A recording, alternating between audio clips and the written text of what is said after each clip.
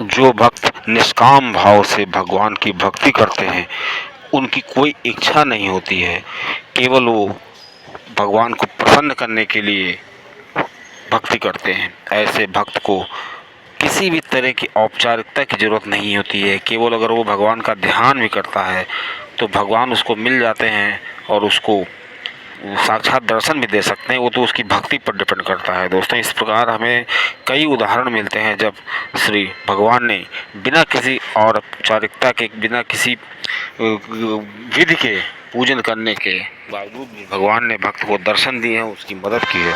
अब दोस्तों, ये बात आती है कि भक्त जो होता है उसके पास अगर इच्छा हो तो क्या वो पूजा ना करे? वो इच्छा करेगा। अगर भक्त इच्छा करता है तो उसको जो उसके पुण्य होते हैं उसी में से कट जाता है। मतलब जैसे किसी ने पूजा कर रखी है तो उसके जो पुण्य होंगे, वो उसकी जो इच्छा होगी वो पूरी हो जाएगी, लेकिन उसके पुण्य समाप्त हो जाएंगे। इसी प्रकार जो निष्काम भाव से भक्ति की जाती है उसमें चमत्कार देखने को मिलते हैं। इससे बहुत ही इतिहास में बहुत से चमत्कार हो चुके हैं। दोस्तों, एक बार की बात है अकबर के शासनकाल में, और उसमें अकबर के 9 रत्नों में से एक तानसेन जी थे। तो तानसेन जी जो थे वो बहुत अच्छा गाया करते थे। अकबर उनको अक्सर कुछ न कुछ कीमती चीज़ें हमेशा दिया करते थे। एक बार अकबर ने पूछा कि तुमने ये विद्या हरदास जी से सीखी है? मैं चाहता हूँ कि हरदास जी से, जब तुम इतना अच्छा गाते हो तो वो कितना अच्छा गाते हो, तुम एक बार अपने गुरुजी को यहाँ बुलाओ और गुरुजी यहाँ करके हमको सुनाए। मैं उनको बहुत अच्छी रकम दूंगा, बहुत अच्छा इनाम दूंगा। तो ऐसे में तानसेन जी ने कहा कि मैं तो गुरुजी से कह सकता हूँ, लेकिन गुरुजी यहाँ आ करके गाएंगे नहीं, क्योंकि गुरुजी केवल ठाकुर जी को प्रसन्न करने के लिए गाते हैं। अगर हमको उनके गान को सुनना है, भक्ति को सुनना है, तो हमको वहाँ जाना पड़ेगा।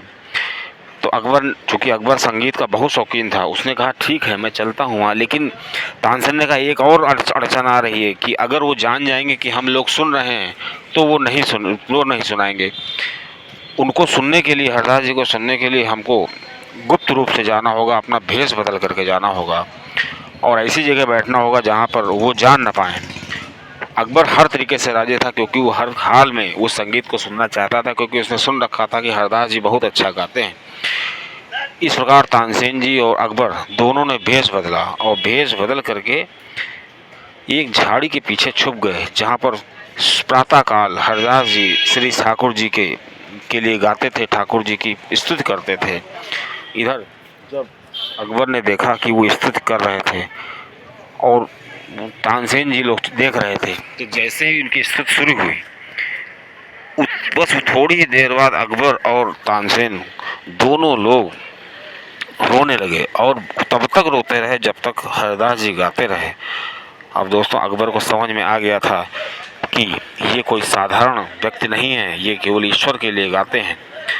अब अकबर ने तानसेन से पूछा कि ये बताओ कि तुम जब गाते हो तो मैं नहीं रोता हूँ, और तुम्हारे गुरुजी गा रहे थे तो मैं रोने लगा था, मेरे आंसू आ गए थे। तो अकबर से तानसेन जी ने कहा कि देखिए, मैं जो गा रहा था, मैं गाता हूँ आपको प्रसन्न करने के लिए। मुझे ये रहता है, लालसा रहती है कि आप प्रसन्न होकर के मुझको इनाम देंगे। हो सकता है कि बहुत कीमती इनाम दे दें, लेकिन मेरे गुरु जी जब गाते हैं वो निष्काम भाव से गाते हैं। उनको इस तरह की कोई लालसा नहीं रहती है कि हमको कोई इनाम देगा। वो केवल ईश्वर को प्रसन्न करने के लिए गाते हैं। इस प्रकार जो भी व्यक्ति ईश्वर को प्रसन्न करने के लिए निष्काम भाव से भक्ति करता है तो उसको ईश्वर के दर्शन, ईश्वर की प्राप्ति बहुत ही जल्दी हो जाती है। लेकिन ये कोई साधारण गुण नहीं है, ये शुरुआत से ही होता है। जो भक्त शुरू से ही ईश्वर से जुड़ा रहता है, ईश्वर को इस भाव से देखता है कि हमको इनसे कुछ मांगना नहीं है और ये जो भी देंगे मेरे लिए पर्याप्त है, क्योंकि ईश्वर के भक्त के अंदर विश्वास होना चाहिए कि ईश्वर सब जानते हैं और वो बिना मांगे हमको सब कुछ दे देंगे जो कि हमको चाहिए, जो हमारे लिए हित में होगा। अगर हम ज़बरदस्ती उनसे मांगने की कोशिश करेंगे किसी भी चीज़ को, तो हो सकता है वो चीज़ जो हमारी कोशिश है वो अहित कर दे हमारा। लेकिन चूंकि हम मांग रहे हैं तो हमको दे तो देंगे, लेकिन वो बहुत अच्छा नहीं रहेगा।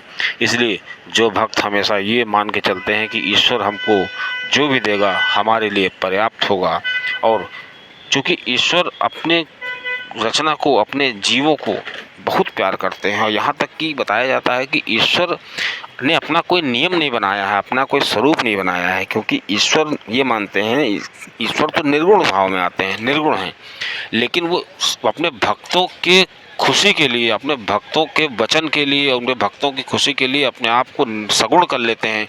क्योंकि अगर कोई भक्त चाहता है कि मेरे भगवान इस रूप में हो, तो भगवान उसी रूप में उसको दिखने लगते हैं जिस रूप में भक्त चाहता है। इसीलिए भगवान का अपना कोई नियम नहीं है, भगवान अपने नियम तोड़ देते हैं, क्योंकि वो चाहते हैं मेरा भक्त खुश रहे। इस प्रकार श्री कृष्ण जी ने कई बार अपने रूप बदले हैं, और इस प्रकार कई बार श्री कृष्ण जी की कथाएं सुनने को मिलती हैं। एक बार